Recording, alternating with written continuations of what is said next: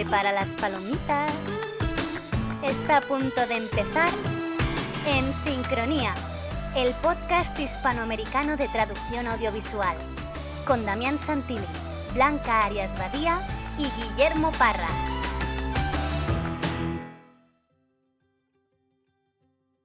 Les damos la bienvenida al episodio número 52 de En Sincronía, el primer podcast de traducción audiovisual del mundo. Soy Damián Santilli y estoy sincronizado desde Buenos Aires, Argentina, con Blanca Arias Badía en Barcelona y Guillermo Parra. ¿A dónde está Guillermo Parra esta semana? Mira, esta semana estoy en Sevilla, oye, fíjate tú. Ah, bueno. ¿Vos tenés el mapita ese que vas raspando para eliminar todos los lugares a que visitaste? No, pero debería, ¿no? Sí, está bueno, está bueno. Hola, Blanca. Hola, ¿qué tal? Bien, todo muy bien. Hoy vamos a tener un programa muy especial porque aprovechando que hace mucho que no hacíamos un episodio sobre series on demand, series que están ahí en boca de todos, decidimos hoy charlar particularmente de, bueno, como tema general de adaptaciones de videojuegos, pero particularmente de Fallout, que si no la vieron se las recomendamos un montón porque es una serie que está buenísima. ¿Y con quién vamos a charlar de Fallout y de demás adaptaciones de videojuegos, Guille? Pues hoy tenemos a dos invitados de lujo, para variar, relacionados de alguna manera con la serie de Fallout, de la que vamos a hablar principalmente en el episodio.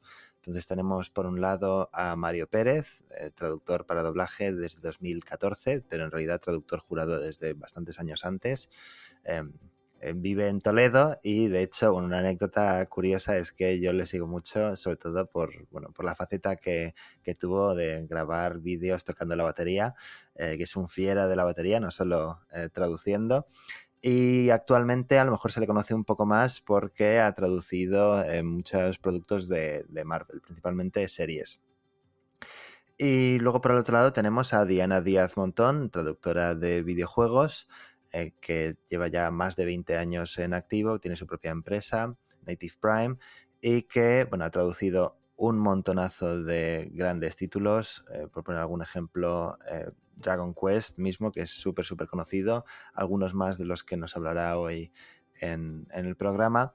Y como decía, lo que tienen en común, tienen varias cosas en común. Una de ellas es que ya los hemos entrevistado en el programa, allá por el año 2020, en los inicios de En Sincronía, los invitamos en el episodio 7 a hablar de sus trabajos para los premios Atrae. Ese episodio estaba dedicado a los finalistas y tanto Mario en doblaje como Diana en videojuegos estaban nominados. Ambos han ganado en diferentes ediciones, pero bueno, esa es una anécdota. Y realmente la razón por la que los hemos invitado hoy es porque tienen que ver con el proyecto de Fallout en sus diferentes fases, así que nos van a contar pues qué es lo que hicieron y vamos a aprender un poco más, no solo sobre esta serie, que si no la habéis visto pues tampoco queremos que os quedéis al margen, sino sobre el fenómeno de las adaptaciones de videojuegos al formato audiovisual. Bueno, muy bien. Y luego en la primera parte de la entrevista tendremos los minutos decorativos. Blanca, contanos de qué vas a hablar esta semana. Pues voy a hablar de un estudio que se publicó a finales del año 2023, o sea, hace unos meses, en el que participé y en el que colaboramos investigadores de distintas universidades. Lo lideró la Universidad del País Vasco y, de hecho, el investigador que lo coordinó todo va a venir de invitado a hacer una pequeña intervención. No me digáis vosotros que va a hacer la sección, que tampoco es eso, es broma. Es broma. Ojalá hiciera la sección. La haría mucho mejor que yo. Pues sí, vamos a contar con Josu Amezaga Albizu, que es catedrático de la Universidad del País Vasco, y vamos a hablar de este estudio que trata sobre la diversidad lingüística en las plataformas de vídeo bajo demanda en Europa. Hemos analizado las plataformas de Netflix, Disney Plus y Amazon Prime Video.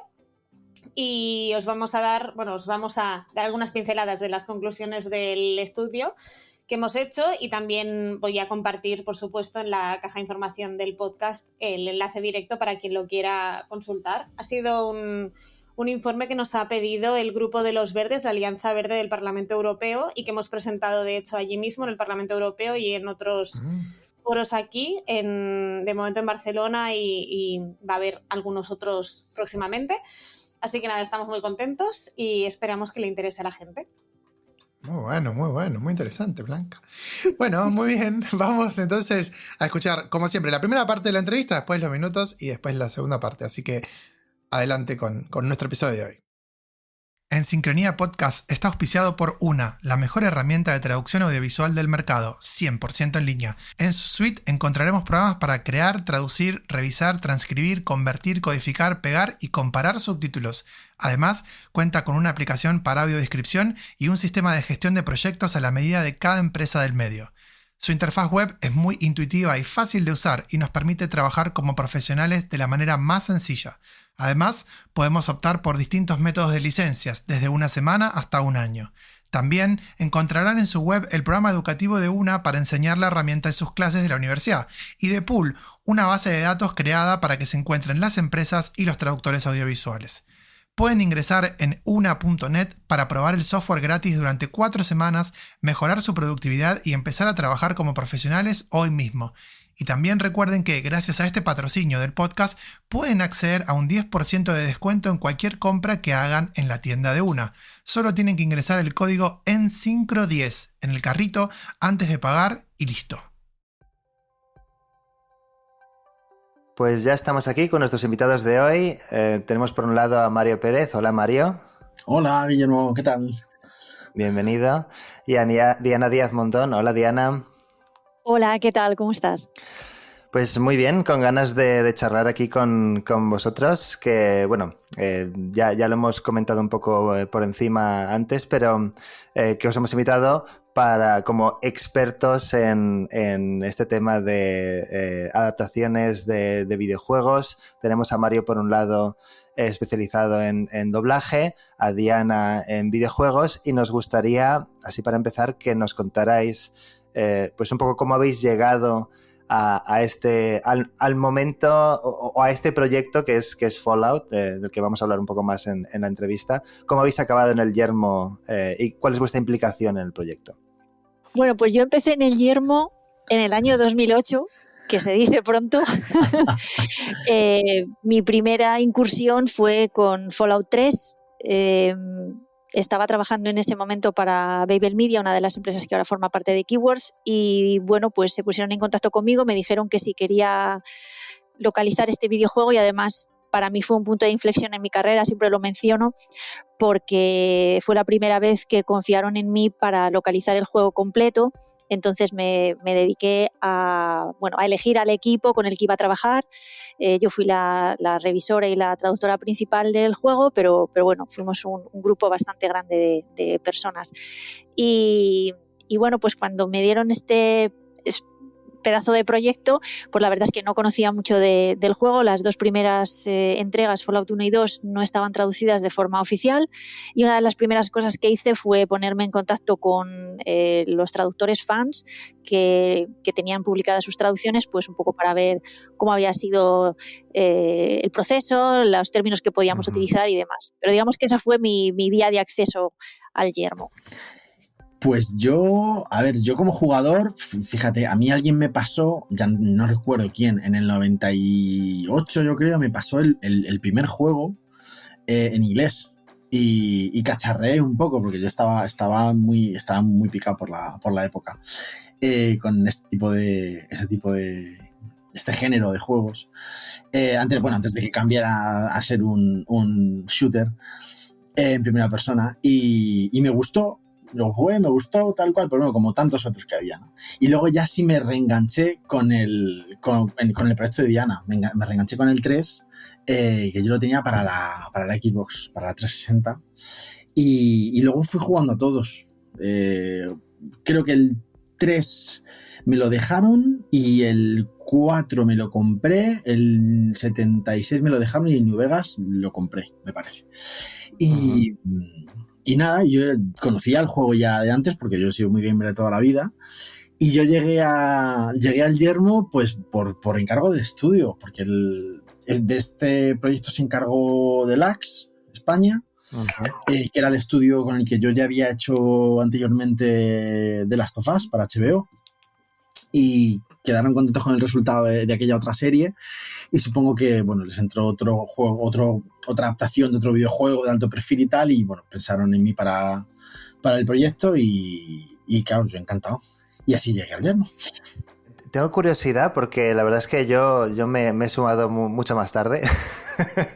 No, cuando me habláis de sí, Fallout 3, bueno, conozco Bethesda obviamente y sé que hace un montonazo de tiempo que estaban haciendo estos juegos. También he jugado más a Starfield, fíjate tú, pese a que no ha tenido esa acogida, pero hablándonos un poco de, bueno, empezando por Diana, cronológicamente, ¿cómo fue la acogida de los videojuegos y cómo crees que eso ha llevado a dar luego el salto a la adaptación? Y así luego, Mario, podéis hablar un poco también de la acogida de la serie. Uh-huh. Bueno, yo veo que Mario es todavía más veterano que yo en el yermo, porque lo jugó a los primeros.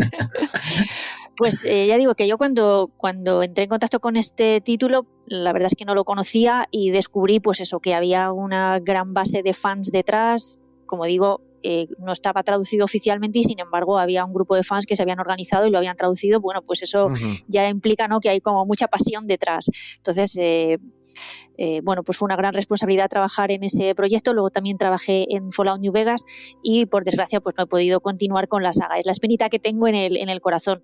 Yo diría que los juegos han tenido muy buena acogida.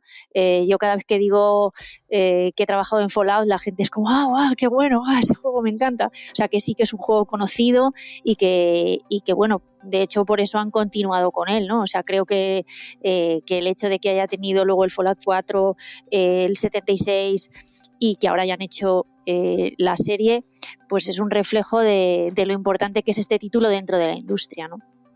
¿Y la traducción en concreto? ¿Tuviste algún tipo de feedback por parte de los jugadores?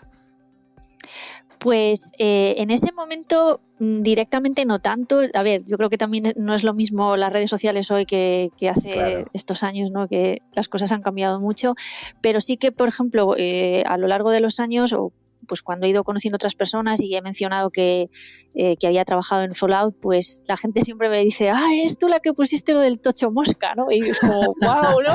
Y esto me pasó hace muchos años, me pasó pues, no me acuerdo si fue pues en el año 2009 o 2010, pues eran precisamente unos desarrolladores españoles y cuando les dije que había trabajado en este juego, pues empezaron a mencionar eso, ¿no? Esos términos y tal, ¡me encanta, no sé qué! Y claro, a mí me resultó como me chocó mucho que de repente dijeran eso porque no era consciente, no es como ahora lo que digo en las redes sociales, ¿no?, que todo el mundo enseguida comenta cosas y se publica y demás, pues me llamó mucho la atención que la gente realmente se fijara, ¿no?, en esas cosas y que les hubiera llegado tanto, ¿no? Y ahora si buscas, de hecho, Tocho Mosca en Twitter, aparece muchísima gente comentándolo, ¿no? Y lo estuve buscando hace poco porque dije, pero de verdad a la gente esto le llama la atención, ¿no? Me resultó muy curioso, ¿no?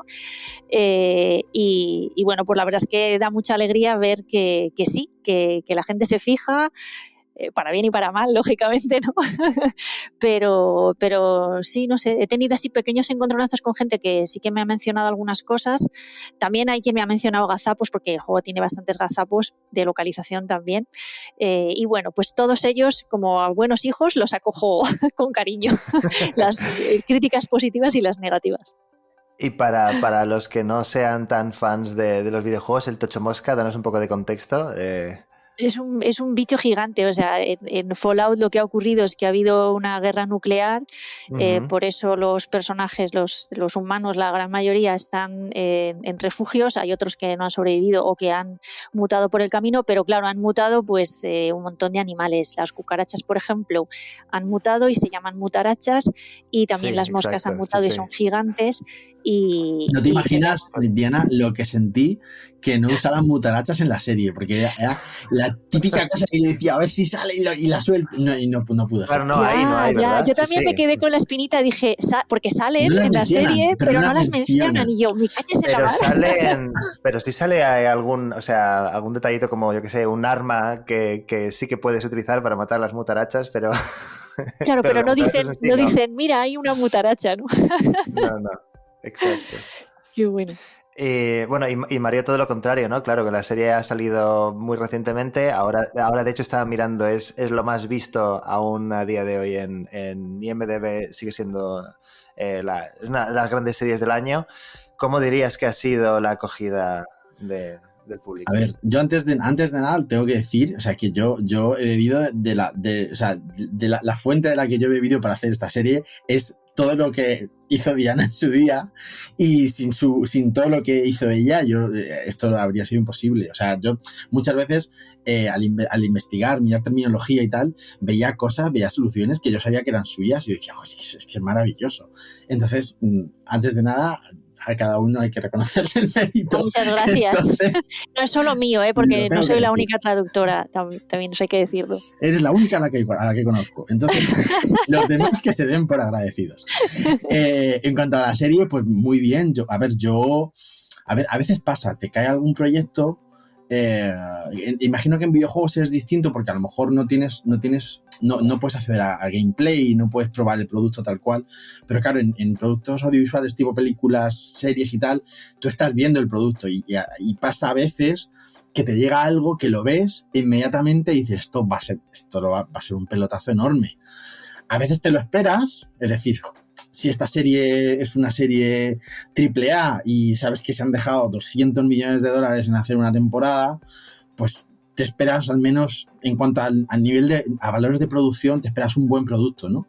Pero el caso es que según la fui viendo, dije, no, es que además la serie es buena, la serie engancha, la serie tiene buen guión, buenas interpretaciones, tiene mucha mala baba, la serie está muy bien, esto va a conectar súper bien con la gente que ha jugado los juegos, porque yo como jugador también la podía valorar, y con la gente que no, también va a funcionar súper bien.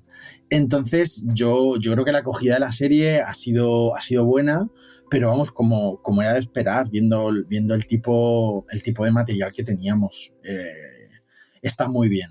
O sea, pero a ver, es interesante igual que Amazon Prime ha tenido sus problemas, ¿no? También con algunas cosas que decían, bueno, estaba muy bien, pero después no termina de tener éxito, y creo que coincido con vos en el caso de que acá se nota, por lo menos yo de comparar con otras cuestiones que he visto de Amazon Prime, se nota un producto redondo por donde lo mires. O sea, la adaptación que tiene muchas cosas que son muy fieles de los videojuegos, pero también las actuaciones son maravillosas. A mí me gustó mucho, mucho todo.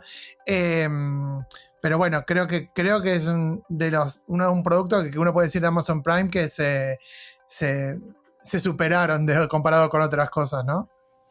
Sí, yo creo que ellos apostaron fuerte, y yo creo que también el éxito que tuvo de Last of Us también les animó a apostar más fuerte por un producto así, porque, a ver, el tema es que, y Diana lo sabrá, las adaptaciones de videojuegos a la pantalla durante mucho tiempo han estado malditas, ¿no? Porque era muy difícil traspasar de un formato a otro con éxito, ¿no? Yo pienso en Warcraft y el Prince of Persia y cosas así, que no tuvieron pero esa creo que acogida. es el tema de ser, que el problema fue cuando no digo que porque hay películas que son adaptaciones de juegos que le ha ido bien, por poner ejemplo Sonic, que a pesar de la película no es muy buena, ha tenido mucho éxito, pero creo que tiene que ver esto con esta cuestión de hacerlo en serie, ¿no? Y que hay posibilidad de desarrollar más la historia, porque las historias son muy complejas y por ahí en una película tienen que resolver todo muy rápido, y por ahí puede tener que ver con eso. Creo que por lo menos en esta y en The Last of Us, en los dos casos, el éxito también puede que coincida con un poco de cansancio que hubo con algunos otros rubros como películas de superhéroes y tal, y también vienen como una suerte de aire fresco, ¿no? Qué sé yo, es un análisis que es más cinematográfico que otra cosa, pero bueno.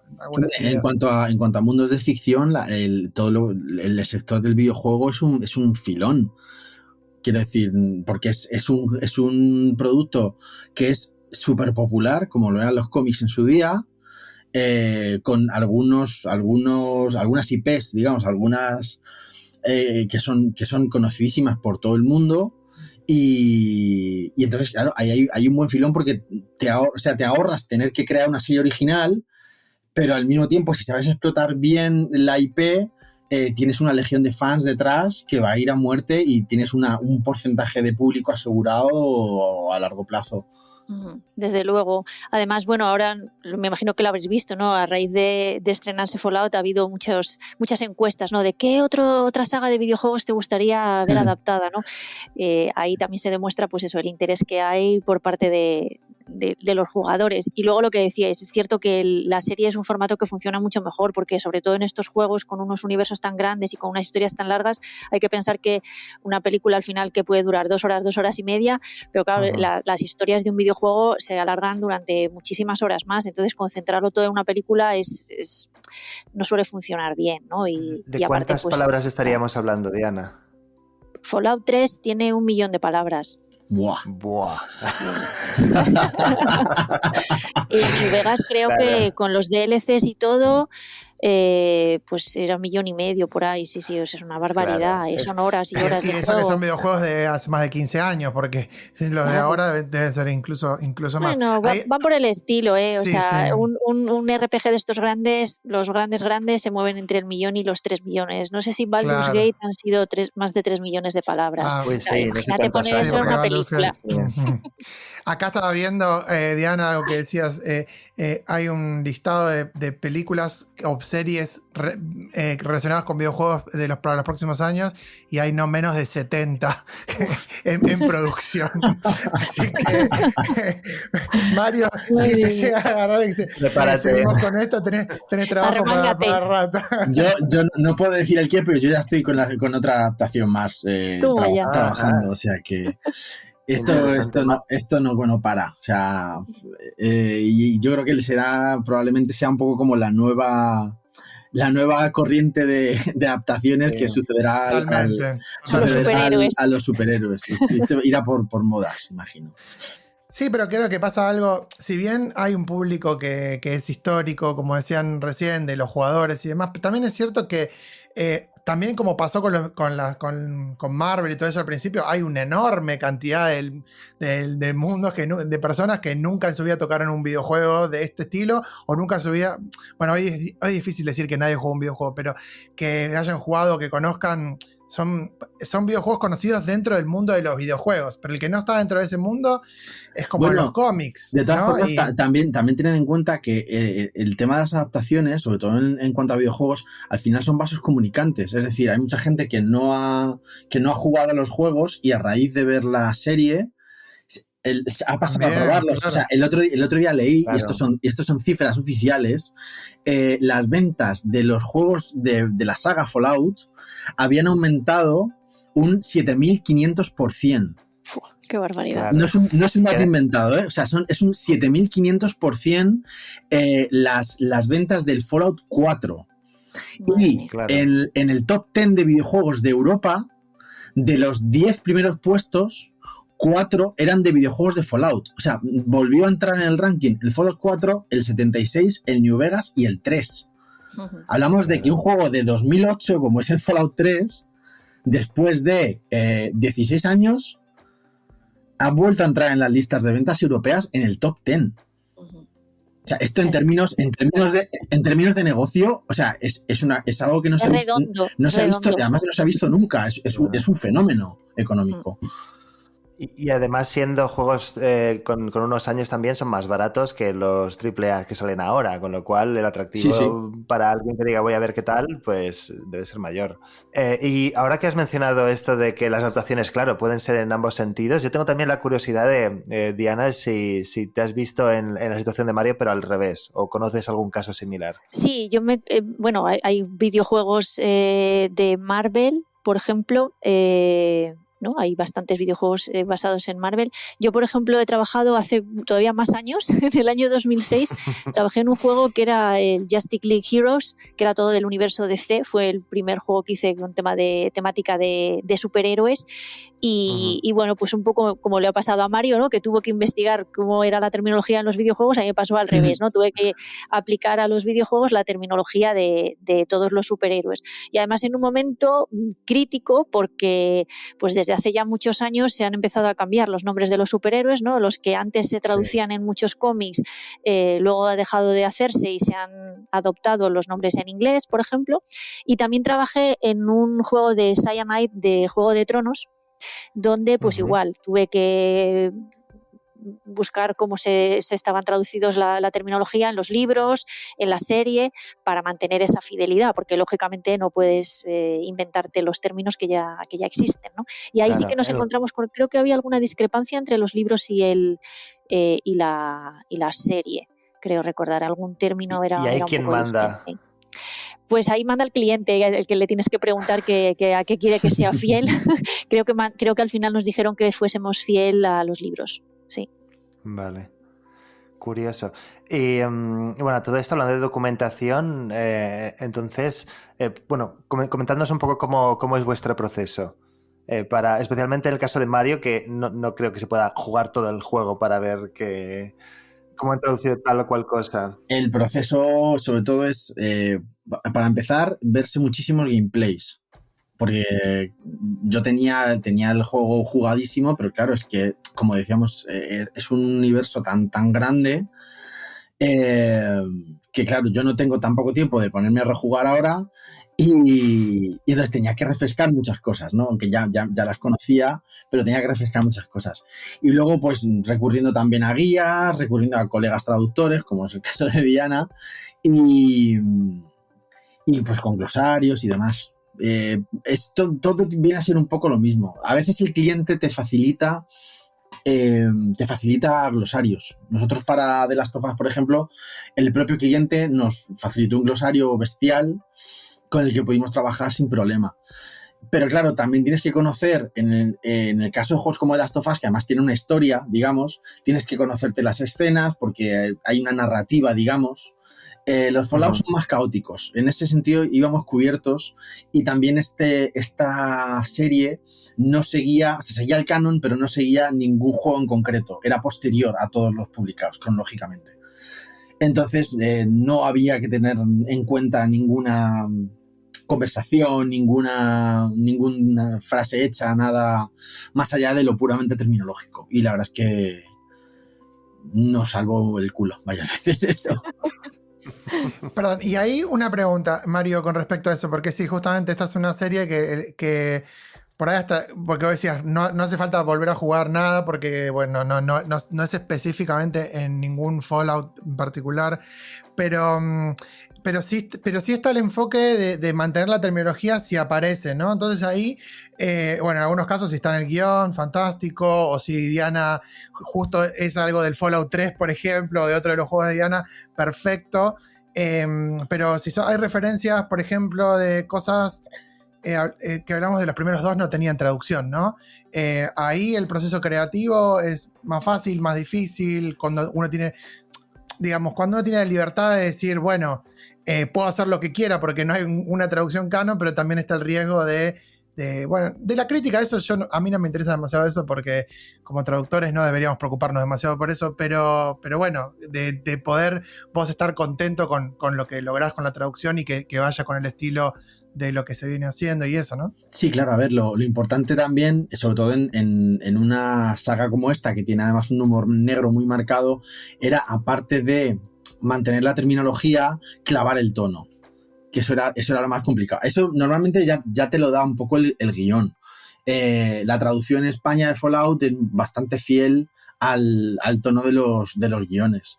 Entonces, claro, lo de, por ejemplo, volver a verse gameplays viene muy bien para refrescar, pues eso, el registro, el tono, que luego tú lo tienes que plasmar un poco en los diálogos. Y bueno, todo lo que es terminología que no tiene una traducción oficial, pues ahí ya entramos en el terreno de la invención, de la creatividad, que a mí es una cosa que me gusta mucho. Y en ese sentido a nosotros, tanto al director como a mí del doblaje de la... Por ejemplo, con las frases, que después hablamos, ¿no? Perdón que te interrumpa, pero por ejemplo con las frases de Lucy, ¿no? Que después podemos hablar, pero esa parte de la inventiva, pero que debe ser... Me lo pregunto yo desde mi lugar como traductor, de tener miedo de meter la pata en eso, en el tono. Y ahí me encantó que dijeras lo del tono, porque hay una cosa que me llamó mucho la atención de la serie, es la musiquita feliz de los 50 cuando le están rompiendo la cabeza a alguien. Me pone como bastante nervioso, creo que es un objetivo buscado, pero bueno, eso hace que desde el punto de vista de la traducción haya que tener mucho cuidado, porque no siempre está tan claro el tono de la escena, ¿no? Sí, bueno, son recursos narrativos, ¿no? Pero también la interpretación, el guión y también el idiolecto del personaje te lo da. O sea, a lo mejor al principio, cuando tú empiezas un proyecto en general, estás más perdido, ¿no? Porque los personajes todavía no están trabajados del todo, no están perfilados del todo, pero ya una vez que van pasando episodios o que vas avanzando en el metraje, si estás haciendo una película, digamos que el idiolecto del personaje ya se va perfilando y tú ya sabes más o menos pues que el cowboy tiene que hablar como un cowboy súper duro, la protagonista inocente tiene que hablar como una chica inocente y no puede decir joder, sino que tiene que decir jolín, y ese tipo de cosas, ¿no? Entonces, yo a este tipo de proyectos normalmente me enfrento sin miedo. O sea, yo tenía miedo en su día, pero porque yo en su día empecé en todo este tema de las sagas y tal, yo empecé con Star Trek hace un porrón de años y de ahí luego ya pasé a Star Wars, pasé a Marvel, a Juego de Tronos y sagas de estas, y entonces yo ya le he perdido el miedo. O sea, yo ya voy a cazón quitaco, decimos en mi pueblo. A ver, yo creo que a todos nos pasa que alguna vez tienes que hacer esto, ¿no? Que tienes lo que nosotros llamamos legado, ¿no? En los videojuegos, por ejemplo, pasa mucho que, pues lo que decía, yo he trabajado en Fallout 3 y en Fallout New Vegas, pero otro equipo ha trabajado en el Fallout 4 y seguramente otro equipo ha trabajado en el 76, ¿no? Obviamente cada equipo nuevo tiene un legado anterior y habrá cosas que sí que se mantengan, pero hay un montón de cosas nuevas. Al final se trata de ver cuál es el tono que es igual o que es nuevo en ese juego y bueno, pues que aquellos términos que te tienes que inventar de cero, como le ha podido pasar a Mario ahora al hacer la traducción de la serie, pues tú ya sabes el contexto que tienes, ¿no? Entonces tienes que hacer un término que esté, digamos, en la misma línea que con aquello que tienes de legado, ¿no? Yo, por ejemplo, trabajo en muchos juegos de Dragon Quest donde ahí tenemos un legado enorme y un estilo muy marcado y entonces ya sabes que puedes poner unos chascarrillos que a lo mejor en otro juego no puedes poner, ¿sabes? Entonces, digamos que ya tienes unas pautas y una línea que seguir, ¿no? Pues aprovecho para comentar una curiosidad porque, bueno, justamente yo trabajé en los subtítulos en catalán de la serie y sí que es verdad que tuvimos muy en cuenta la traducción al castellano, pero no la consideramos legado, en el sentido de que, claro, lo utilizamos de referencia por si nos era útil o para entender algunas cosas, yo qué sé, estoy pensando ahora en los fins. Los fins, que son de drug fins, por ejemplo, creo que se llamaban... Junkies. Ahora estoy teniendo memoria. Sí, pero ¿los llamaste junkies? Eran junkies, sí. Los de los jets, ¿no? Los que toman los... Sí, por ejemplo, pues sale un término así. Los que se cruzan en el puente, en la escena del puente. Sí, esos. los únicos fins que hay en la saga de Fallout son los junkies. Los junkies, pero los llaman maníacos también, ¿no? Algo así. Es que estaban los drag fins y luego otra cosa más. Lo que pasa es que en la propia serie es extraño porque un personaje pregunta de quiénes son y dicen gente que come gente, que no responde tampoco al sentido de fin, ¿sabes? En la serie no se aclara, ¿no? Pero a lo que me refiero es eso, que miraba a ver qué se había hecho en castellano y tal, pero aún al mismo tiempo sí que teníamos esa libertad, entre comillas, y esa responsabilidad de que, bueno, no es igual porque no es doblaje, eran subtítulos, y sí que yo creo que los subtítulos no marcan tanto. O sea, si oyes una frase y la oyes 1000 veces, pues llega un momento en que todo el mundo la recuerda, ¿no? Y la reconoce. Me viene a la cabeza, yo que sé, el no puedes pasar de Gandalf en El Señor de los Anillos. Subtitulada seguramente no habría trascendido igual. Pero bueno, igualmente lo tuvimos en cuenta para, pues eso, como mínimo tener una coherencia con todo. Pero sí, es todo un mundillo. y aprovecho para preguntar también porque lo hemos mencionado indirectamente, por la polémica esta que hubo en las redes, que realmente más que una polémica, desde mi punto de vista, era un youtuber que tenía que generar contenido y no sabía de qué hacerlo y dijo, pues mira, voy a hacerlo sobre esto que está de moda. Pero quería oír vuestra opinión, pero Sí, bueno, quería ir vuestra opinión y más allá de esta cuestión, ¿qué destacaríais a nivel de traducción del proyecto? Que a lo mejor un espectador cualquiera que está en Twitter pues no se fijaría en la dificultad que supone. A ver, yo entiendo que este tipo de productos que son tan masivos, pues están abiertos a todo tipo de debates, críticas, análisis y demás, que son todos perfectamente lícitos y me parece bien, ¿no? Lo que pasa es que sí es cierto que todas las críticas que se hacen desde el desconocimiento, desde, digamos, fuera del sector, sin conocer cómo funcionan y cuáles son los mecanismos internos, ¿no?, de la industria, pues para mí quedan automáticamente invalidadas porque no, o sea, son lícitas, pero no tienen valor. Lo que tiene valor es básicamente lo que opina el cliente y poco más, ni lo que opina el traductor al final. Entonces, pasa con muchas cosas. Es decir, la gente opina sobre todo y no siempre con criterio. Entonces, la gente tampoco tiene por qué saber cuáles son los mecanismos internos, por qué procesos pasa esto, por cuántos ojos pasa, quién autoriza, quién aprueba, en qué momento se toma una decisión traductológica, si luego puede ser incluso reversible, que en este caso, o sea, nosotros nos mantuvimos firmes hasta el final en la decisión tomada, tanto director como yo, como estudio, como cliente. Y Perdón, Mario, para los que no siguieron la polémica en las redes o incluso no conocen de la saga, ¿podés contar de dónde surge esto? A ver, yo entré tarde, o sea, yo me enteré tarde. O sea, hay una frase, hay un chascarrillo que tiene Lucy, que es okidoki, que aparece varias veces en la serie. Entonces, el reto, digamos, era encontrar una fórmula que funcionase, si no en todas las ocasiones, en casi todas las ocasiones. En todas menos una, de hecho, te digo luego cuál. Sí, no, yo sé en cuál porque sé perfectamente dónde se cambió. Entonces, claro, para empezar, tú cuando empiezas un proyecto, tú vas episodio a episodio. Tú no sabes si una frase se va a repetir en episodios posteriores.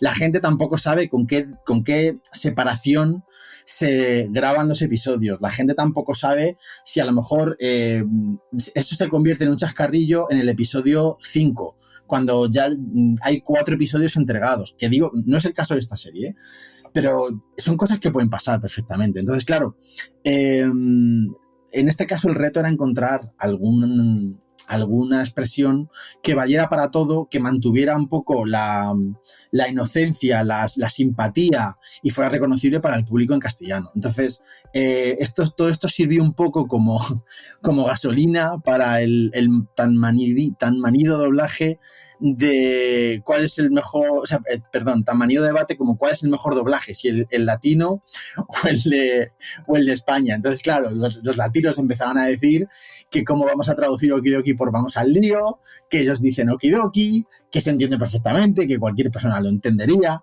Yo hice la prueba con mi madre y me dijo que no. Claro, que la madre es infalible. Que los españoles somos la leche, que los españoles no tenemos ni idea, que siempre nos cargamos las cosas. Y claro, entonces aquello avivó un debate ya de por sí bastante acalorado y mítico ya entre los partidarios de un doblaje y de otro. Perdón, aclaramos que igualmente en un montón de otros idiomas también se mantuvo el okidoki y en un montón de otros idiomas también se tradujo. Claro. O sea, no es una cuestión solo de España y América Latina, ¿no? No, y además que no había ningún tipo de instrucción por parte de nadie. Quiero decir, y eso es una cosa que es de agradecer. Al equipo artístico se nos da la libertad desde el principio del proyecto para hacer lo que queramos con el producto, siguiendo nuestro criterio. Es decir, el director es una persona que lleva en esto toda la vida, una persona con un criterio estupendo, un profesional magnífico en el que el estudio y el cliente depositaron toda su confianza y con razón porque hizo un trabajazo enorme.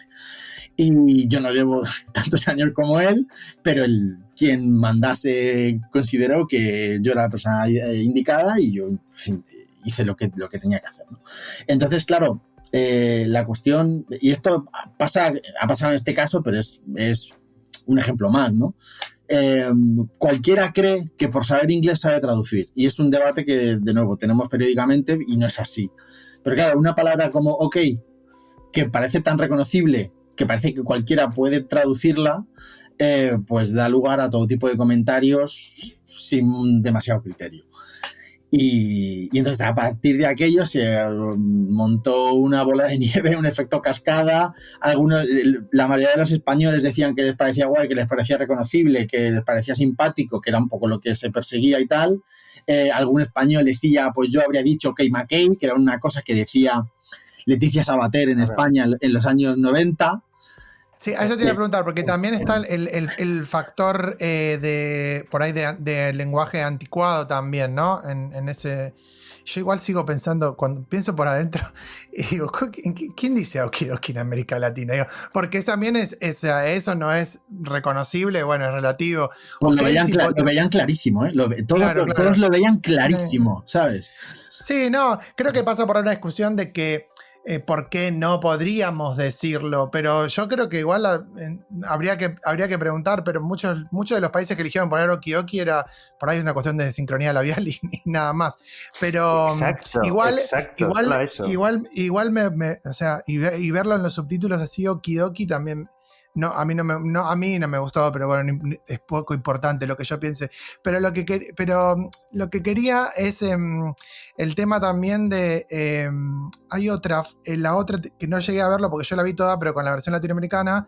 ¿Qué hicieron con el... Guille, también esto si querés vos podés responder con el What the Fudge? No me acuerdo. No sé. Se acuerdan. No sé, porque no hay todo un capítulo. Bueno, ahora lo busco entonces, porque eso me olvidé de buscarlo antes del episodio, pero también era otro ejemplo de que además que estaba todo el capítulo repitiendo lo de What the Fudge, el robotito. Bueno, ahora lo voy a buscar. A ver, sí, yo tampoco me acuerdo, diría que algo eufemístico, realmente, o sea, con que quede claro eso. ¿Y tú, Diana, querías decir algo? Perdona, que nos hemos cortado. No, que pues eso, o sea, es que este tipo de debates son incomprensibles y luego, como dice Mario, hay un montón de decisiones detrás, un montón de personas que toman esas decisiones con criterios asentados y bueno, en el mundo del videojuego pues a veces también surgen polémicas de este estilo, pero si ya en doblaje hay varias personas que intervienen, el cliente al final también es el que tiene, el que manda, como comentaba Mario, ¿no? A lo mejor tú tomas una decisión en el primer capítulo y hasta el 5º capítulo no sabes si esa decisión ha sido acertada o no. En los videojuegos esto pasa muchísimo, que no tenemos contexto muchas veces, o sea que lo que se tacha muchas veces de gazapos o de decisiones desacertadas, pues detrás hay muchísimas circunstancias y mucha casuística que la gente desconoce, ¿no? Aparte de muchas personas que intervienen. Hay veces que se tienen que recortar cosas porque no hay espacio, que se tiene que modificar porque hay una imagen. En fin, hay muchísimos porqués que no siempre se pueden explicar y que la gente desconoce, claro. Pero Diana, te pregunto, en videojuegos igual el público destinatario es por ahí un poco más complicado, ¿no? O es una impresión mía quizás, porque en el caso del doblaje, si bien es mucho más amplio y por ahí se quejan más fácilmente, sí es cierto que es como un público tan amplio el de la televisión que bueno, es como no me interesa lo que digan, pero quizás es mi opinión, y si es alguien que viene jugando Fallout hace 15 años y por ahí tiene algún comentario, alguna cosa, por ahí cambia un poco la percepción o no, por ahí estoy equivocado, me refiero a cómo tomar la crítica, siempre que sea una crítica bien hecha, ¿no? Porque cuando es en redes sociales de una persona que tiene un perfil falso y que viene a insultar, no lo consideraríamos nunca, pero cuando es una crítica por ahí de los jugadores, de históricos, ese tipo de cosas. Sí, eso también se puede dar, lógicamente. Que la serie tiene un público muchísimo más amplio, lógicamente. Yo conozco gente, bueno, mis suegros sin ir más lejos han visto la serie y ellos no van a tocar el videojuego en la vida, ¿no? Fíjate, es probable sí. que muchas de estas críticas, como dices, pues son gente que está en redes sociales, son gente más joven, gente que ha tenido contacto con el juego y que a veces, no sé, a ver, yo no creo que la decisión que se ha tomado de traducir Okidoki como vamos al lío resulte, no sé, que choque con el entorno del videojuego, ni mucho menos. Yo creo que en realidad no ha ido por ahí la polémica, ¿no? Creo que a lo mejor otro tipo de no sé, si hubiera sido otro término que se hubiera traducido, hubiera chirriado con todo lo que es el contexto, pero yo creo que no iba tanto por ahí. Y de hecho es mucha gente joven que a lo mejor están también más expuestos al inglés, que también ven contenidos pues eso, más en inglés habitualmente y que entre ellos dicen okidoki. No sé, mi hija se pasa el día diciendo coquette y que las cosas son, como dicen ahora cuando es bonito, aesthetic. ¿Vale? Y eso no significa que la gente diga aesthetic, es horrible. Con 10 años va diciendo, mira, esto es muy aesthetic. Claro, ¿vale? pero eso es algo que mucha gente no termina de entender. Es decir, las películas, las series se conciben y se traducen y se doblan muchas veces pensando en llegar a la mayor horquilla de público posible. Yo lo digo siempre por ejemplo, esto es con Maro Gea y con... alguna vez lo hemos estado hablando. Las series de adolescentes, por ejemplo. Yo que hice Sex Education y Euphoria, no puedes traducir esas series como lo haría un chaval de 15 años, porque estás cerrando el nicho de público una barbaridad. Entonces, al cliente que le interesa que su serie la vean los chavales de 17 años que refleja la serie, o que esa serie la vean esos chavales de 17 años y todo el público posible. Eso es. Entonces, nosotros cuando traducimos productos de amplio consumo, como pueda ser esta serie, tenemos que tener eso en cuenta, es decir, tenemos que hacerla accesible, abarcable. Y si yo pongo okidoki, hay una buena parte del público que no va a... O sea, le va a chirriar, no va a entender por qué. Lo van a asociar, de nuevo, a Leticia Sabater, que es una figura del entretenimiento patrio, caída en desgracia, ahora mismo ya un poco, en fin. Entonces, claro, no puedes dejar que eso pase. Por mucho que tú quieras poner OK McKay, son cosas que tienes que tener en cuenta. Porque claro, la gente que critica ese tipo de decisiones no conoce todos los factores que están en juego. Por eso yo tampoco me lo tomo a malas. O sea, al final tuvo que salir el language manager de Netflix, José Castro, a explicar a la gente cómo van estas cosas. Sí, es verdad que él hizo su propio meme también, en plan de coña, con traducido con expresiones macarrónicas traducidas del inglés, literalmente. Si no os importa, vamos a hacer aquí una pausa, vamos a escuchar los minutos divulgativos con Blanca y seguimos ahora con el debate.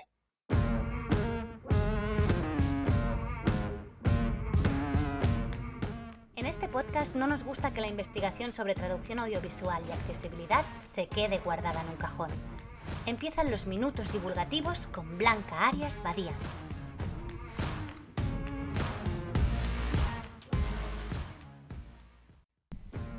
Bienvenidos a otros minutos divulgativos. Estoy muy contenta de hablaros hoy de un proyecto en el que he participado hace pocos meses, que ha liderado Josu Amezaga, profesor de la Universidad del País Vasco, y con el que justamente voy a tener el placer de contar en la sección de hoy. Se trata de un estudio titulado Monitoring Language Diversity and Accessibility of Streaming Platforms in the European Union, y es un estudio en el que hemos participado el profesor Amezaga, como decía, Katisa Aguirre Miguélez, Antía María López Gómez, Nayara Larracoechea Salgado, Marijo de Ogracia Sorrillo y yo misma, y que ha contado también con un equipo técnico que nos ha ayudado. Es un estudio en el que hemos querido tener más información, recabar información actualizada sobre la presencia de distintas lenguas en las principales plataformas de vídeo bajo demanda que tenemos hoy en día. En concreto, hemos obtenido datos de Amazon Prime Video, de Disney Plus y de Netflix. En estos minutos os voy a contar las conclusiones principales del estudio, pero antes que nada quiero que Josu Amezaga nos cuente por qué un estudio como este ahora. Pues mira, Blanca, hemos hecho este estudio para saber qué está pasando en el ámbito de las lenguas y de la accesibilidad en las plataformas digitales. ¿Para qué queremos saberlo? Para que las instituciones europeas sean conscientes de que hay que actuar en este terreno. En Europa, hace décadas, que se dieron cuenta de que el cine norteamericano tiene una gran hegemonía en el continente y comenzaron a establecer políticas de apoyo al audiovisual europeo. Para desarrollar esas políticas crearon el Observatorio Europeo del Audiovisual, que es el que se encarga de monitorizar constantemente la situación y el cumplimiento de las normas establecidas con este objetivo. Eso incluye hoy en día el seguimiento de las plataformas digitales y gracias a eso sabemos, por ejemplo, pues cuánta producción europea o norteamericana tenemos en esas plataformas. Pero no sabemos nada sobre en qué lenguas se están emitiendo esos contenidos, sobre si las lenguas minorizadas aparecen o no, sobre si las personas con limitaciones auditivas o visuales tienen acceso o no a los contenidos, o incluso sobre el lugar que la lengua oficial de cada país tiene hoy en día con respecto a la oferta en inglés. Es por eso por lo que queremos que este estudio sirva para mostrar una realidad que, en nuestra opinión, amenaza la diversidad lingüística y funcional, y para que se dé importancia a la monitorización de esa realidad. Eso permitirá establecer políticas de diversidad tanto en Europa como en cada país. Muchísimas gracias por la intervención, Josu. Y paso a comentar algunas de las conclusiones de este estudio, que ha sido un primer acercamiento a la situación de las lenguas en las plataformas y que nos ha encargado el grupo de la Alianza de los Verdes del Parlamento Europeo. La verdad es que tenemos muy pocos datos precisos y actualizados porque es difícil obtener de manera sistemática estos datos, aparte de que cambian constantemente.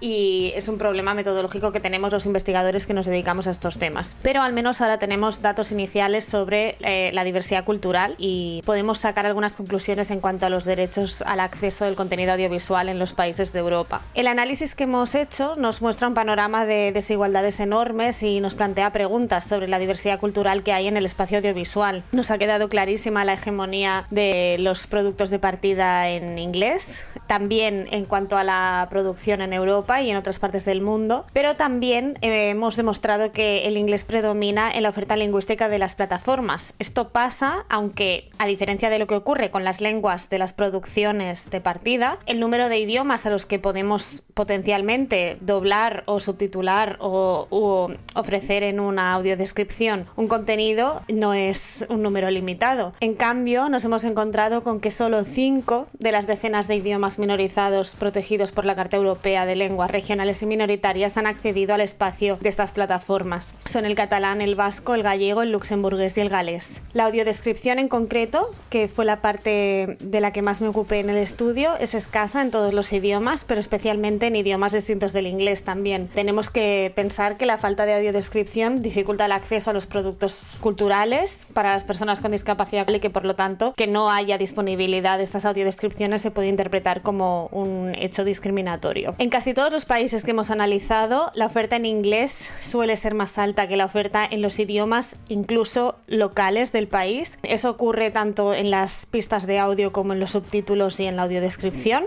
Y la única excepción que hemos encontrado en cuanto a esto es en Amazon Prime Video, donde sí que tienen más presencia en los países correspondientes lenguas como el alemán, el español, el italiano y el francés. Aunque es cierto que en los últimos años ha aumentado la diversidad lingüística en plataformas como Netflix, la realidad que nos hemos encontrado con el estudio es que el aumento de esa diversidad no desafía en absoluto la hegemonía del inglés. Al mismo tiempo que aumenta la oferta en lenguas distintas del inglés, aumenta la oferta en inglés. Por lo tanto, se mantiene intacta la ventaja que tiene esta lengua sobre el resto de idiomas en las plataformas. Os voy a dejar en la caja de información de YouTube del podcast el enlace directo al estudio, con muchas ganas y mucho interés porque lo leáis y nos mandéis feedback.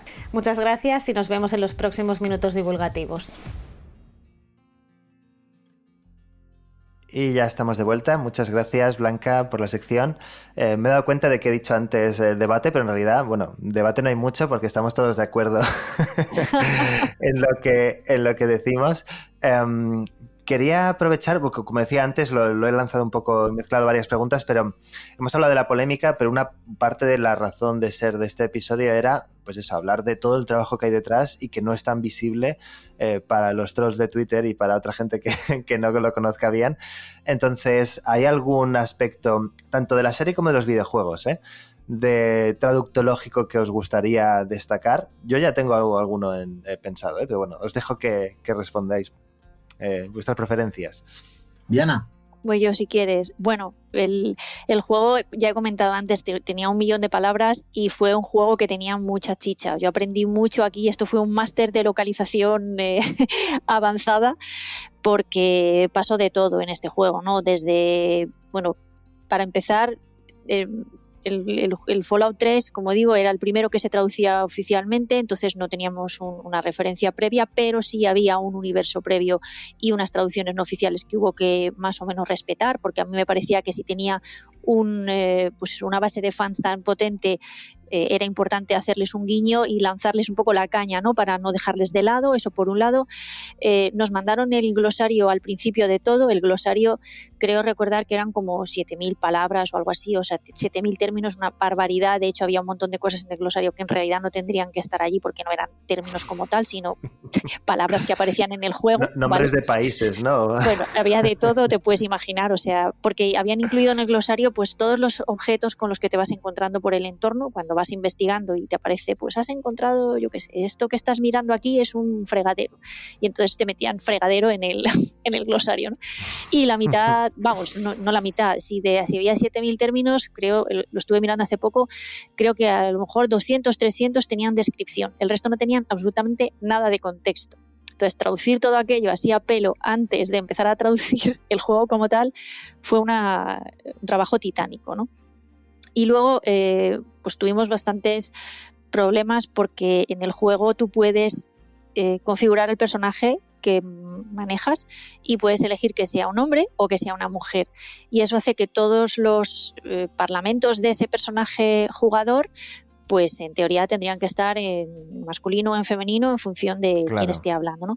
Pues el juego no estaba en absoluto preparado para esto, pues de las tropecientas mil líneas de diálogo a lo mejor había 10 que estaban duplicadas y que ponía tío y tía y cosas así, y el resto no tenían ningún tipo de marcador de género en inglés. Y por supuesto pues no pudimos hacer gran cosa más que tirar por traducciones lo más neutras posibles, ¿no? Entonces hubo que tomar muchas decisiones, lo que hablaba antes, ¿no? Que a lo mejor hay frases que suenan un poco menos naturales, como más raras, donde hemos tenido que recortar determinadas cosas, pues cada vez que en inglés decía man o no, interjecciones de ese estilo, pues teníamos que quitarlo porque no podíamos poner tío si podía ser tío o tía, ¿no? Y cosas así. Claro.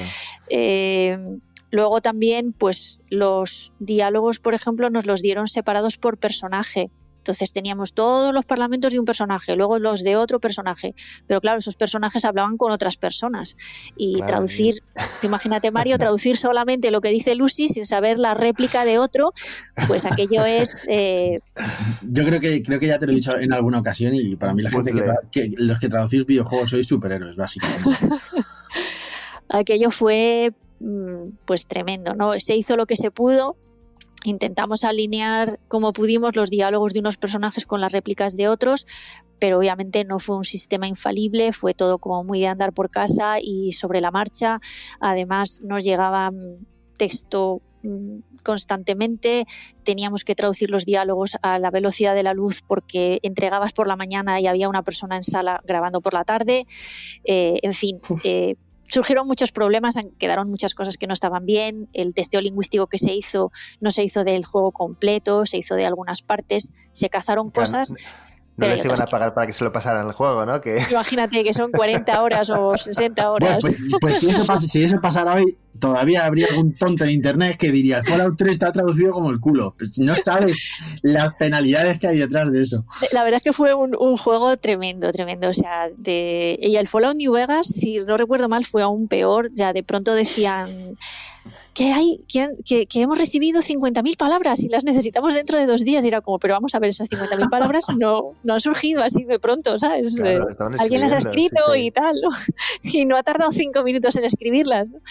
Y entonces, bueno, el ritmo era vertiginoso y bueno, bastante bien ha quedado para todas las penurias que sufrimos, la verdad.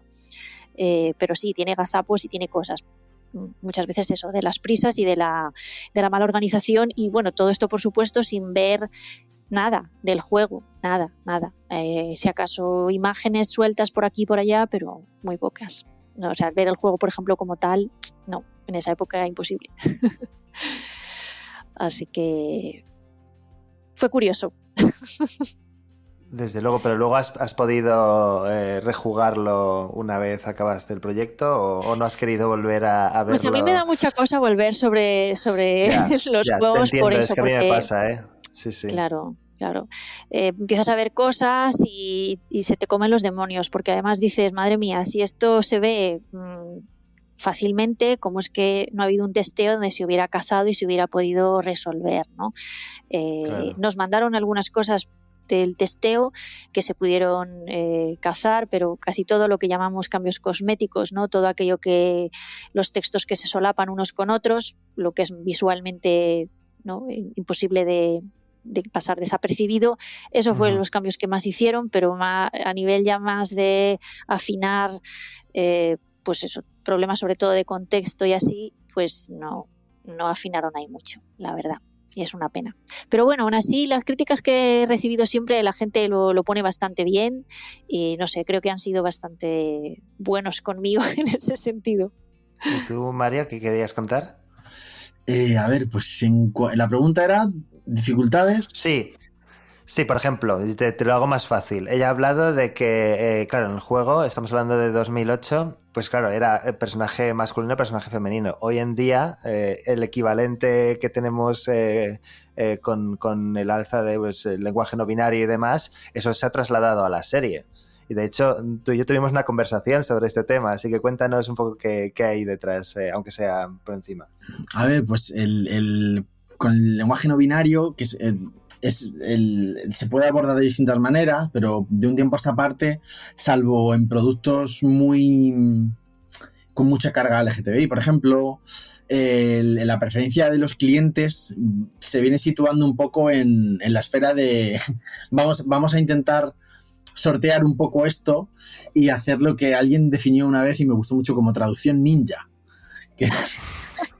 Me encanta. Que no se note, ¿sabes? Y entonces que sea inclusiva, porque no deja de serlo, pero no, el problema es que no es hacerla inclusiva, sino es no hacerla exclusiva.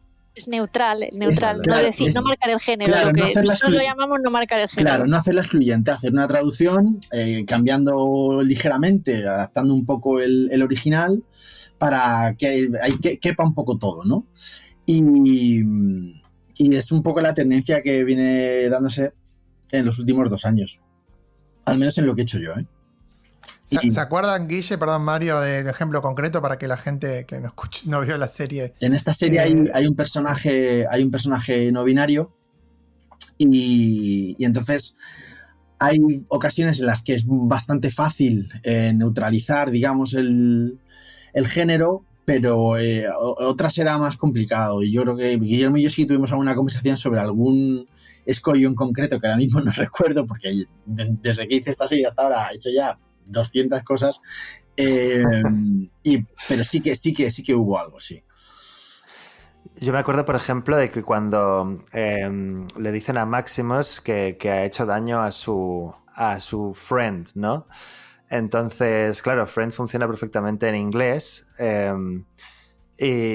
pero había que buscar algo. Entonces, claro, amigue, que un señor, el líder de una organización militar religiosa y tal, y que en un mundo que es futurista además, pero que no es nuestro mundo, con lo cual tampoco se puede decir que funcione por las mismas lógicas, que te diga, ¿y su amigue qué? ¿Sabes? Entonces quedaba, o ella, ¿no? Entonces quedaba rarísimo. Claro, a ver, la suspensión de incredulidad se intenta cuidar siempre y pasa un poco lo que dice Guillermo. Si una persona muy mayor que lidera una especie de secta totalitaria utiliza el no binario, quedaría raro, quedaría poco creíble, digamos, ¿no? Sí, yo no lo veo tampoco.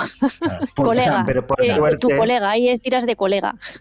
Colega, y por suerte se los llamaba aspirantes, y aspirantes pues tiene esa neutralidad, con lo cual cambias a mi friend por aspirante y pa'lante. O el nombre, o utilizar el nombre de la persona. También. Y ya está. Sí, ahí ya con el tiempo uno va desarrollando estrategias y al final pues sí, te agarras un poco a lo que puedes.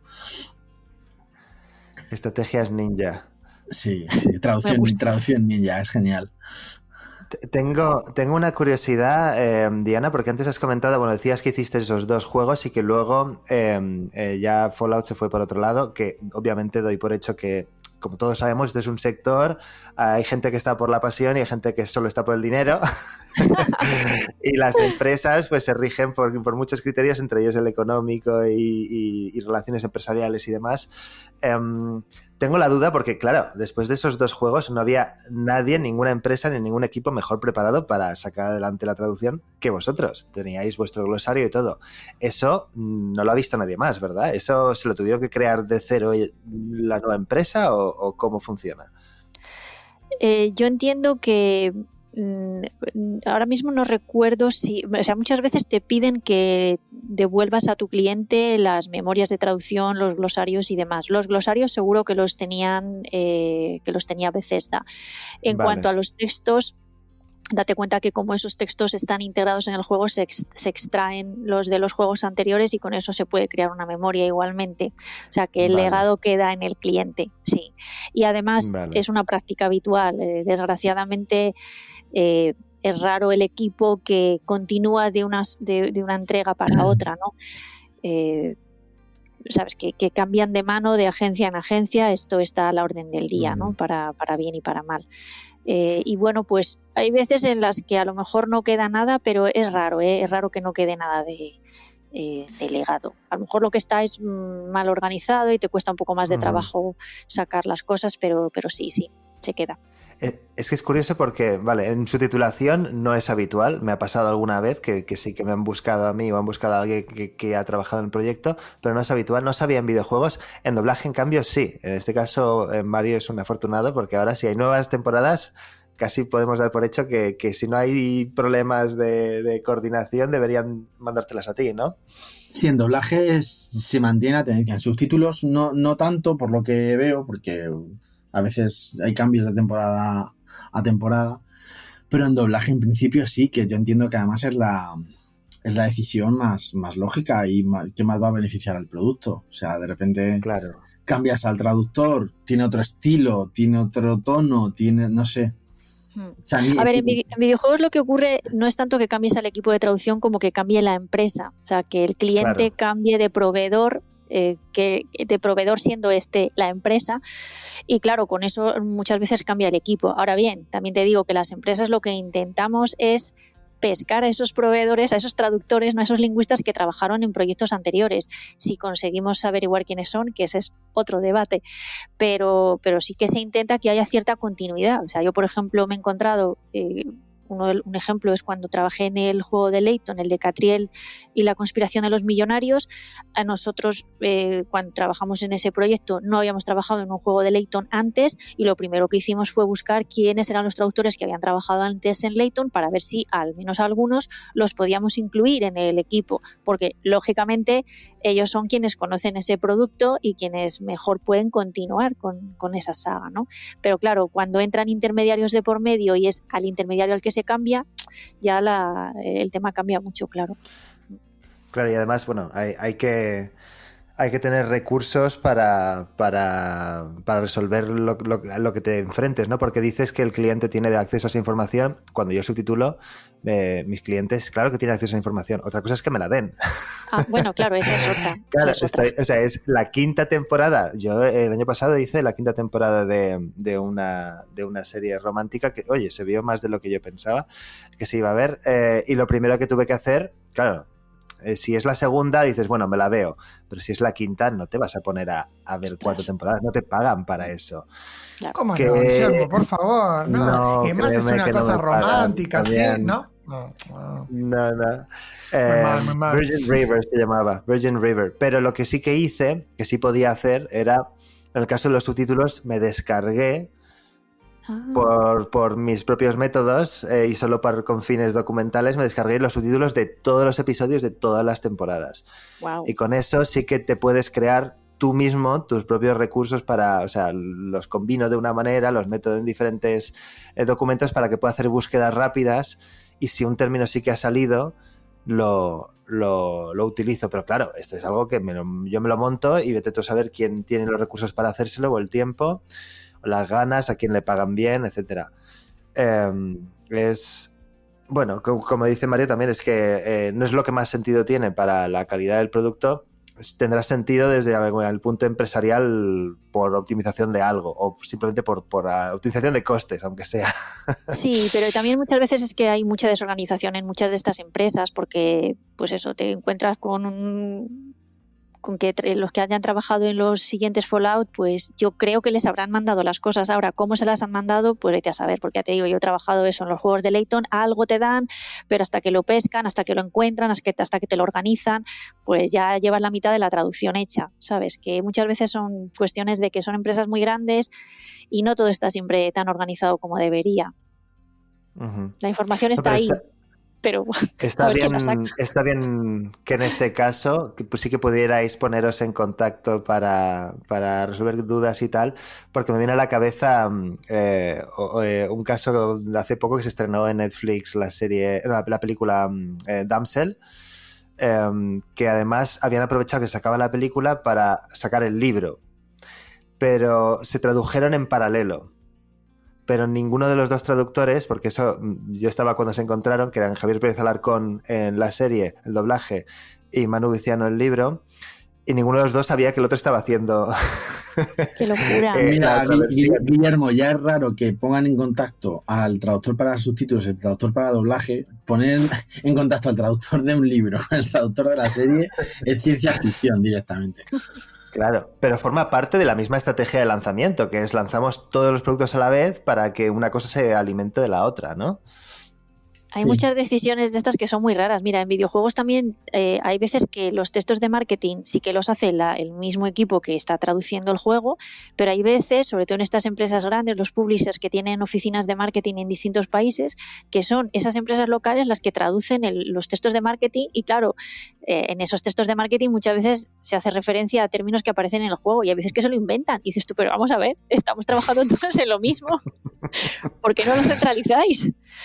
En fin, sí. Cosas incomprensibles. Sí, bueno. Nos reímos por no llorar. Hablando de cosas incomprensibles, tengo apuntada una paradoja que para mí bastante fuerte, de que, claro, los videojuegos, corregidme si me equivoco, los videojuegos, aunque tengan 1 millón de palabras, se consideran software. A día de hoy en España no generan derechos de autor, pese a que te llevará un currazo a ti y a todo tu equipo. En cambio, la serie sí genera derechos de autor, ¿verdad?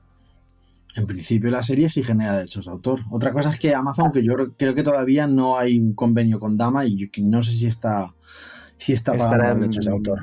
En vías, vale. Sí. Estará en ello, ¿no? Sí.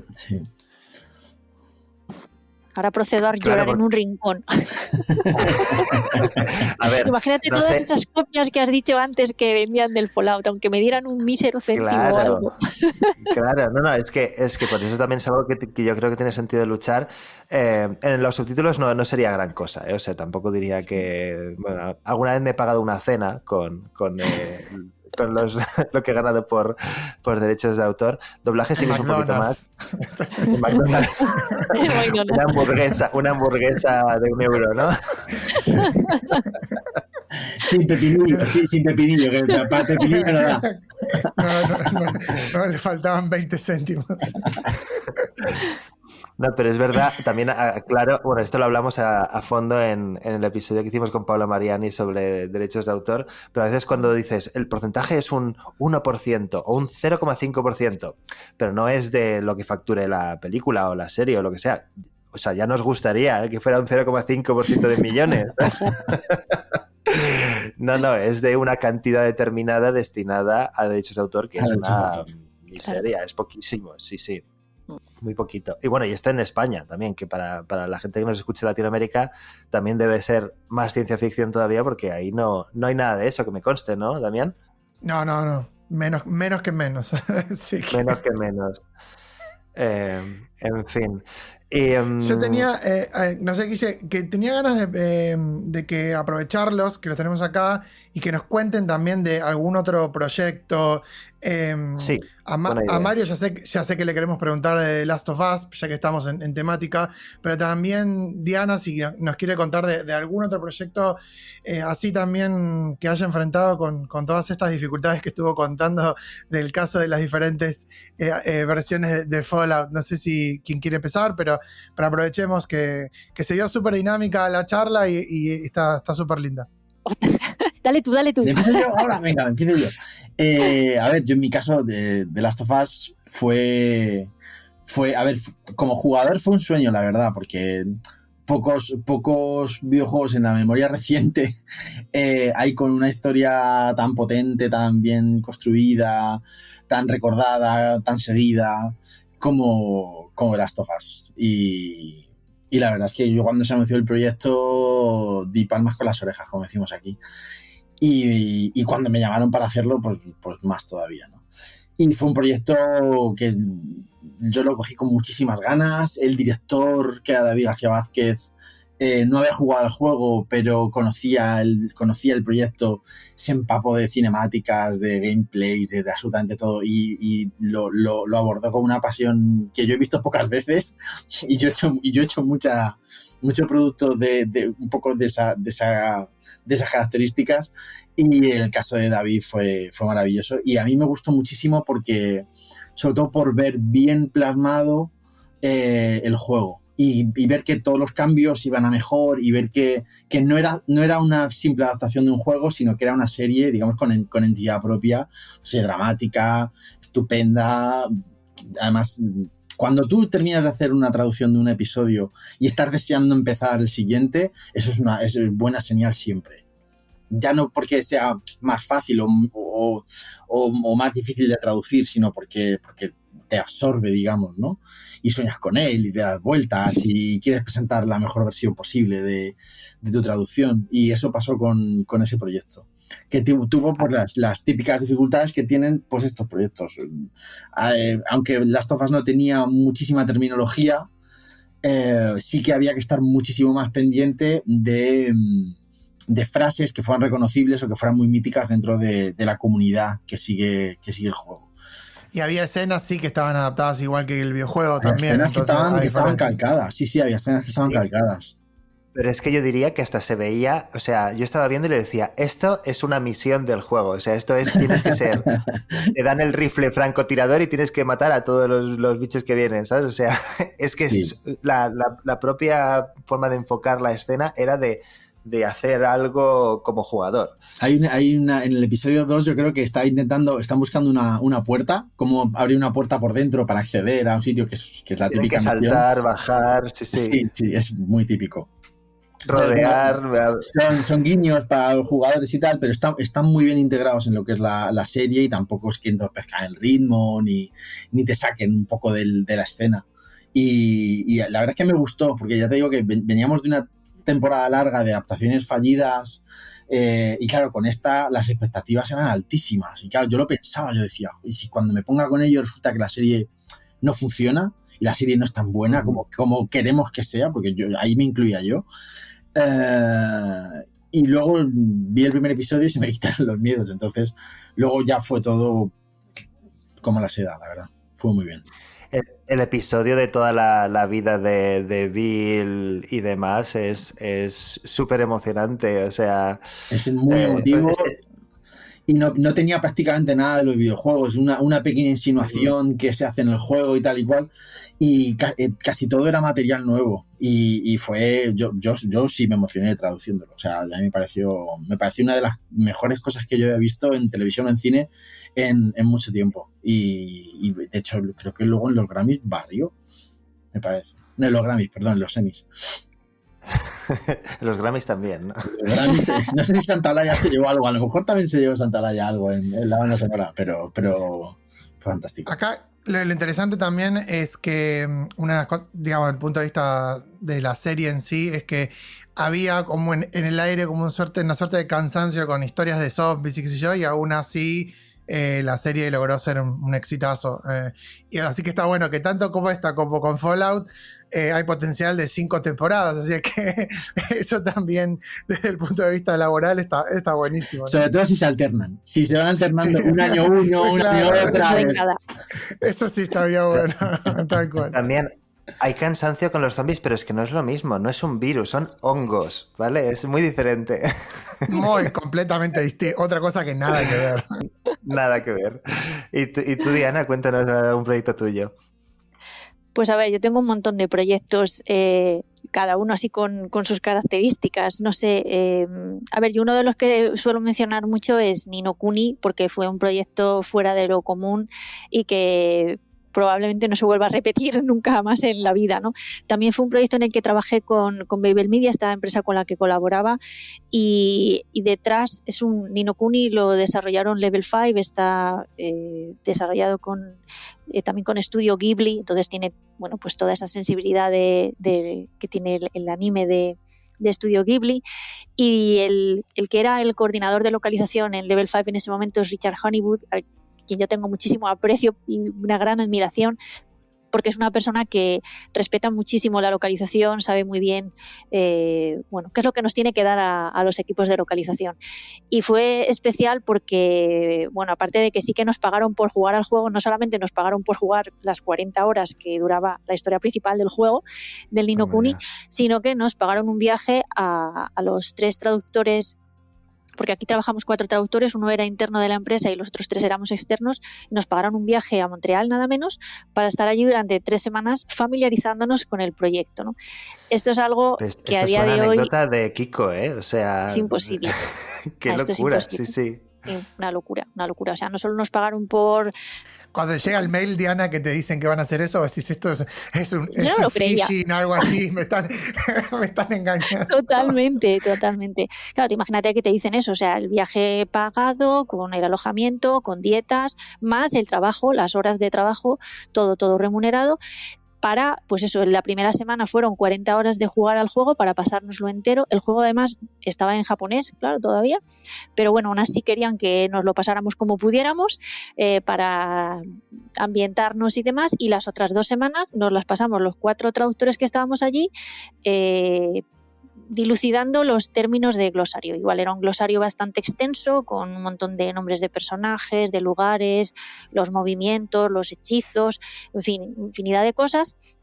Y fue muy divertido, claro, hacer ese trabajo en equipo, que muchas veces no se puede trabajar en equipo, muchas veces hay muchísimas agencias que ni siquiera ponen en contacto a unos traductores con otros y no saben pues eso, ni quién te revisa o a quién estás revisando.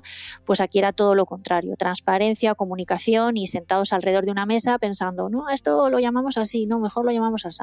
Entonces claro, fue una experiencia alucinante y bueno, así como decía antes que en Fallout 3 y New Vegas hay gazapos y hay errores y demás, diría que Ni no Kuni si no está 100% perfecto, porque no hay nada perfecto en esta vida, pero se nota el salto de calidad enorme y claro, tiene un porqué.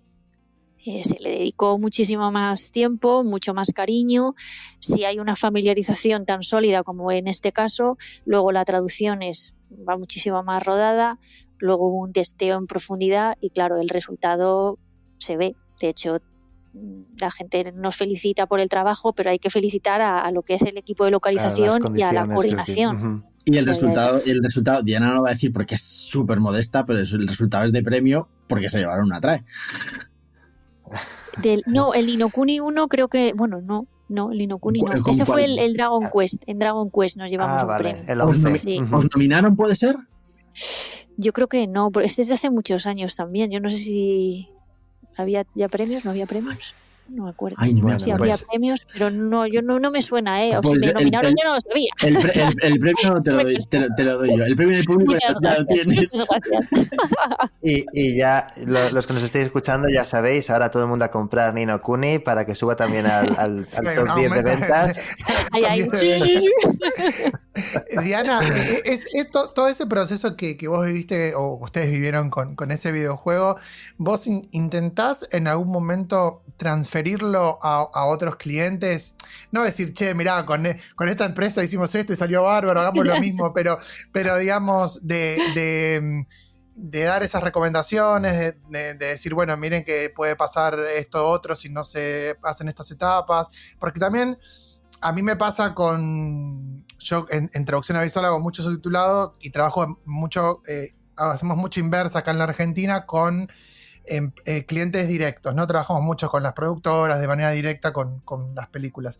Y entonces una de las cosas interesantes que tiene eso es que uno puede aportar no solo, sí, te hago la traducción y listo, sino decir, bueno, hacemos así, asá, y a veces cuando nos quieren mandar, pongo ejemplos que no tienen nada que ver con videojuegos, pero para que se entienda, a veces cuando nos quieren mandar la versión que le faltan 5 cortes después para que sea la final, decimos mejor no lo hagamos porque eso es una pérdida de tiempo o de plata para ustedes, qué sé yo. Entonces, cuando vos te enfrentás con otros proyectos donde vos ya decís, bueno, este videojuego que hicimos es el ideal de cómo tendría que ser todo para que todo salga 99,9 perfecto, vos también cumplís ese rol de asesora lingüística, de tratar de decirles, miren, hagamos todo esto, ¿te lo toman, no te lo toman, si es que lo haces? Sí, por supuesto que lo hago. Además, yo creo que quien me conoce sabe que soy una gran evangelizadora de la localización y de las buenas prácticas en localización. Yo doy charlas tanto a traductores para que ellos también evangelicen, y también doy muchas charlas a desarrolladores y trabajo con muchos clientes directos. Obviamente esta parte de consultoría... Una secta, al final, lo que está es un culto que por estamos supuesto, creando. es el culto a la localización. Necesito más adeptos.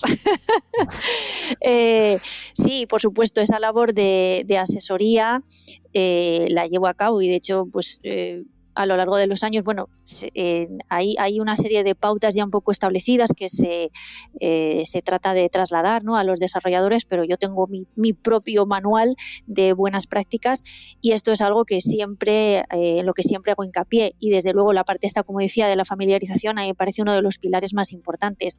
Sin embargo, es de las partes más ninguneadas en la localización, sí, porque ni nos dejan tiempo para familiarizarnos, lo que decía antes Guillermo, ¿no?, de no me voy a poner a ver 5 temporadas de una serie si no me las pagan.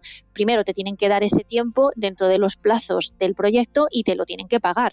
O sea, si tú esperas... Claro, considerarlo como parte del trabajo, básicamente. Claro, efectivamente. Sí. O sea, yo puedo a lo mejor coger y decir, venga, me veo media hora o juego media hora al juego o 1 hora, vale, te la regalo. Pero claro, si quieres que juegue 40 horas, pues 40 horas me tienes que pagar, ¿no? Entonces sí, esa labor de evangelización y demás lo hago. ¿Me hacen caso o no? Pues bueno, hay de todo. Los hay que hacen más caso y los que hacen menos. También depende un poco del presupuesto del cliente, de cómo sea el equipo de desarrollo, de los plazos que se manejen, porque el problema es que trabajamos siempre con muchas prisas, muy pegados a veces muy pegados al desarrollo, y con esos plazos muy ajustados, y no siempre hay tiempo, ni te pueden dar los materiales, que ese es otro problema. La serie, cuando la vas a traducir, la serie ya está terminada. Lo que puede pasar es que por temas de confidencialidad lo enmascaren, ¿no?, para que no se vea todo bien, pero está. Nosotros, sin embargo, cuando trabajamos en un videojuego, el videojuego no está terminado en la gran mayoría de las ocasiones, y por ejemplo, si hay cinemáticas, no las puedes ni ver porque a lo mejor no existen todavía, ¿no? Entonces, bueno, pero sí, yo sí intento que nos hagan caso y que vayan adoptando pues esas buenas prácticas, porque efectivamente el trabajo sale mucho mejor. O sea, yo he trabajado en muchísimos proyectos y es el día y la noche. Cuando te preparan bien los materiales, te dan tiempo y puedes familiarizarte a fondo, el resultado luego es infinitamente mejor. Diana, ya sé por qué pensaba que habían premiado al Ni no Kuni, porque el año que vosotros ganasteis con Dragon Quest estaba nominado Ni no Kuni 2. Ah, vale, eso sí. El mismo año. Sí, que también hicieron un trabajo excelente, ¿eh? Pero lo ganasteis.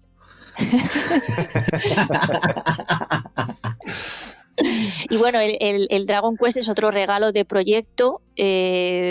donde se trabaja de una forma muy similar, porque de hecho Richard Honeywood estaba primero en Square Enix y es quien ha sentado un poco las bases de cómo se trabaja ahora allí también. Y hombre, no llegamos al punto de que nos paguen los viajes y nos podamos poner todos juntos ahí en la cafetería, ¿no?, a debatir términos, pero sí tratamos de replicar esa dinámica, y de hecho es una de las cosas que yo también intento hacer en el día a día, ¿no?, que sobre todo en estos proyectos grandes donde hay que debatir mucha terminología, pues yo le doy mucho hincapié a que los equipos se comuniquen, se conozcan, hablen y debatan esos términos, ¿no? Y se puede hacer de forma virtual. De hecho, por ejemplo, para los Dragon Quest, donde trabajo mucho, sobre todo, por ejemplo, con Aurora y con Bea, hacemos nuestras reuniones de glosario, que son lo mejor que me pasa en este trabajo, que son nuestras horitas de Skype, donde vamos uno por uno repasando todos los términos y decidiendo, consensuando cuál es el mejor y cuál encaja más.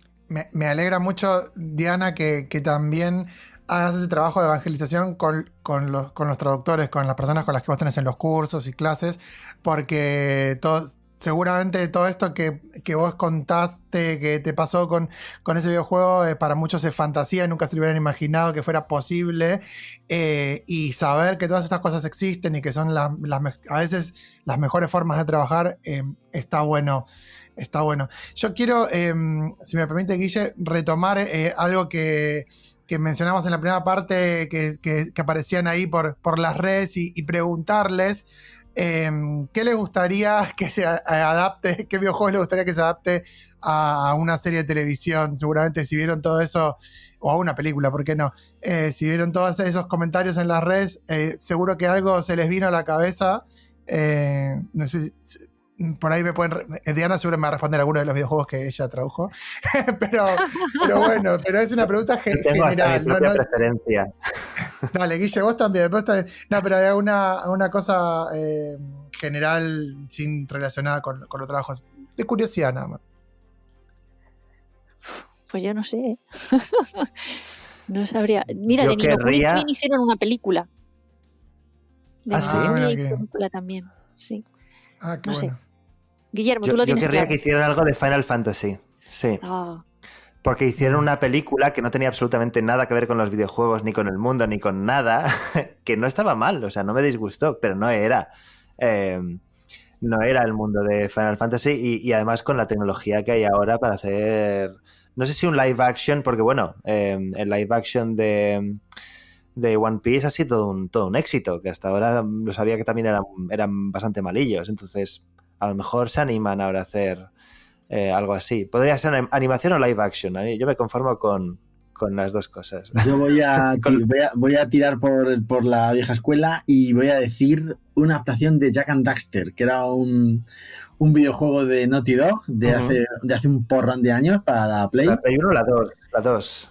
Sí. Que creo que sacaron para las dos, sí. Hubo 4 juegos, me parece, más uno de carreras, de coches. Y yo estaba picadísimo con aquello. Me chiflaría.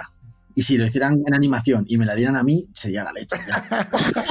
Bueno, vamos tirando ideas ahí, las dejamos que se manifiesten. Está muy bien. Bueno, Guille. Sí, yo estaba esperando a ver si Diana nos decía la suya, que nos ha dejado con... Claro, nos falta Diana. Oye, es que después del Fallout ya no sé qué pedir, o sea, para mí esto ha sido top. Todo es un extra. Que dure 8 temporadas. Vamos a pedir que Eso, Fallout que siga, dure 8 que siga. temporadas.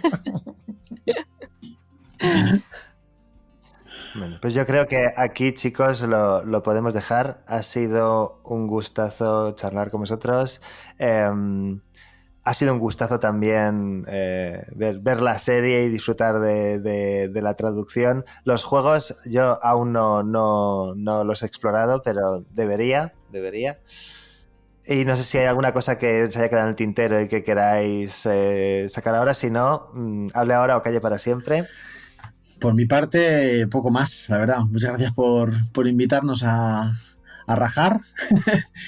Y que haya muchos más motivos para rajarnos adelante. Sí, eso. Por muchas más décadas de traducción y en todas las áreas, totalmente. Ese proyecto del que no nos puedes hablar, en el que estás trabajando ahora mismo, que también es una adaptación, ya nos podrás hablar de cuando salga me invitáis. Bueno, listo, trato hecho. Gracias, Diana, también. Sí, muchas gracias a vosotros por invitarme. Enhorabuena, Mario, por el trabajo. Gracias, Así que Diana. todo el mundo a ver la serie y a jugar. Muchísimas gracias, de verdad, chicos. Venga, un abrazo, hasta la próxima. Muchas gracias por estar. Nos vemos, chao, chao. Muy bien, y ya estamos en el final del episodio de hoy. ¿Qué te pareció, Guille, la entrevista a Mario y a Diana? Pues a ver, como buen friki que soy, la verdad es que me ha parecido muy interesante. Tenía sobre todo curiosidad porque hablaran un poco de las estrategias de cada uno al hacer frente a ese tipo de encargos, porque bueno, cada maestrillo tiene su librillo y bueno, dependiendo de lo que estés haciendo, pues tiene una serie de dificultades y bueno, pues ambos son especialistas en documentación. Y yo creo que han dado buenos truquillos y además también, bueno, nos han contado historias interesantes. Sí, yo creo que estuvo muy bueno y además es un episodio que te deja con muchas ganas de que algún día te toque así una cosa de estas para trabajar y que tengas que pasar tiempo poniéndote al día con un montón de cosas, incluso hasta jugando un poco para recordar. Aunque bueno, en el caso puntual de Fallout no es como otras adaptaciones en donde no hay por ahí esas escena por escena de los videojuegos, pero sí que sin duda parece algo súper interesante que bueno, que es la parte más linda de la parte humana del trabajo que hacemos en traducción, ¿no? Que poder hacer ese trabajo, investigar, y la verdad es que mucha envidia para el trabajo que les toca hacer a Mario y a Diana. La verdad que un placer haberlos escuchado. Desde luego. Y también sacaría como a lo mejor como algo destacable, aunque bueno, que uno intenta hacerlo lo mejor posible, eso nos ha quedado claro, y luego los encargos son como son y los clientes son como son también, y que bueno, que nadie se lleve ninguna decepción. Sí, a lo mejor le cae un encargo de estos y luego nunca le vuelve a tocar porque el mercado es así. La verdad es que no nos podemos enamorar de los proyectos, hay que disfrutarlos mientras se puede, pero mientras haga un buen trabajo y sigan contando con nosotros, aunque sea para otras cosas, deberíamos estar contentos. Totalmente. Muy bien, y hasta aquí llegamos con el episodio de hoy. Pueden encontrar toda la información del podcast en nuestro sitio web www.ensincroniapodcast.com y también en nuestro canal de YouTube, y pueden suscribirse a la gacetilla del programa para no perderse ninguna novedad de los episodios. Encontrarán el enlace para la suscripción en nuestros perfiles de Instagram. Hasta la próxima.